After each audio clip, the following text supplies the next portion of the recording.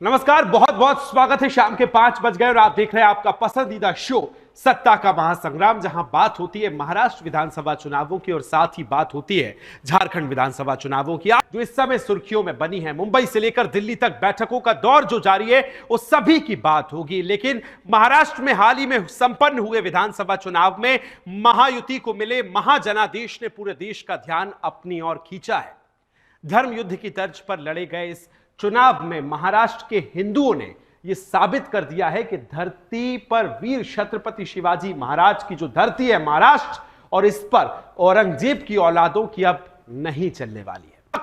सबसे बड़ा सस्पेंस जो है महाराष्ट्र की सियासत में नजर आता है, उसी सस्पेंस को दूर करेंगे दीक्षित साहब जो हैं, तनुज दीक्षित साहब मेरे साथ जुड़ गए हैं, एडवोकेट भी हैं, राजनीतिक विश्लेषक है। इस समय तो आपका काम बहुत ज्यादा है तनुज भाई, मैं जानता हूं, क्योंकि सभी जो सियासी गड़े थे वो बैठा रहे कि नेक्स्ट जो सीएम है वो कौन होगा। लेकिन दीक्षित साहब आपके पास आ रहा हूं। सबसे पहले इन 5 नारों से हम शुरुआत करेंगे, फिर चेहरों की तरफ आगे बढ़ेंगे और फिर किस तरह से मुस्लिम बाहुल्य सीटों पर जो गणित रहा है वो समझेंगे। सबसे पहले नारों पर आते हैं। बटेंगे तो कटेंगे, एक रहेंगे सेफ रहेंगे, घटेंगे तो कटेंगे।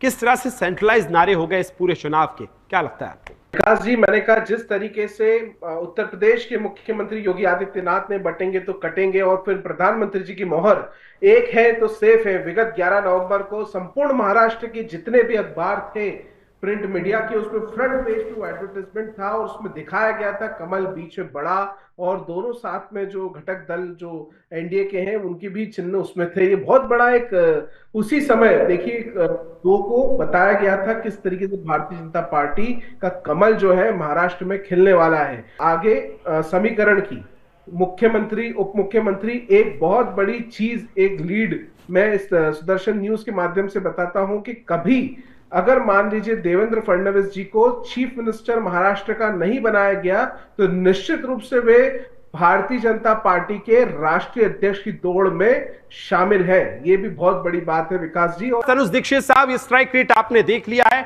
अप्रत्याशित स्ट्राइक रेट रहा है, क्या कहेंगे इन आंकड़ों को देखकर? महाराष्ट्र में जिस तरीके से दलों में से दल जो बाहर हुए, ऐसे में उन्होंने सिर्फ उस पार्टी के ऊपर ध्यान दिया जो हिंदूवादी विचारधारा की और साथ में हिंदुओं के हित के लिए कार्य कर रही है देश भर में। ऐसे में उन्होंने महायुति को पूर्ण समर्थन दिया महाराष्ट्र की जनता ने और उन्हें पूर्ण विश्वास था। देखिए जिस तरीके से आपने 5 बड़े मेजर फैक्टर्स बताए, उसमें आपने ये भी बताया लाड़की बहना योजना, जिस तरीके से निश्चित रूप से ये भी बहुत बड़ा, और 500 रुपए में गैस सिलेंडर, ये दोनों जो है महत्वपूर्ण दिशा तय करी। क्योंकि देखिए एक मैनिफेस्टो भारतीय जनता पार्टी ने जो सबसे पहले महाराष्ट्र में बीजेपी का मैनिफेस्टो आया था और जनता को विश्वास है कि जहां भी भारतीय जनता पार्टी की जिस भी राज्य में सरकार रही है वहां भारतीय जनता पार्टी ने जो भी वादे मैनिफेस्टो में किए हैं वो सरकार आने के बाद में जनता को लाभ भी पहुंचा है और वो फायदे भी मिले हैं।